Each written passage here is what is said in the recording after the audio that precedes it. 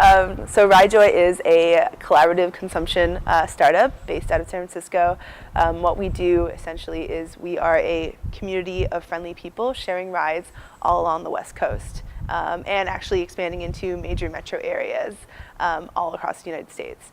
So essentially what it is that drivers and passengers can post on the site with, like drivers will offer up seats in their car for a specific amount of money just to cover gas costs on their long distance road trips, and passengers can in turn respond to that and say like, hey, like I'm willing to pay like this much money and like hang out with you in your car because I need to get from like A to B, which is exactly where you're going.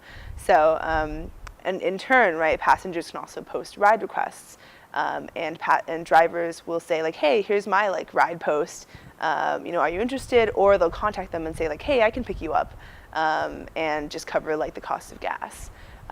So yeah, that's basically what we do. We just connect people who need to go from A to B as kind of effortlessly and easily as possible.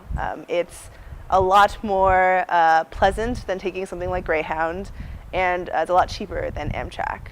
But essentially, like collaborative consumption is all about sharing resources that can be used over and over and over again. So I think a popular analogy is like essentially saying, right, like if I have like 100 neighbors, like we don't need like a freaking 100 lawnmowers, right? So all you need is like a few lawnmowers, and we can all share those lawnmowers.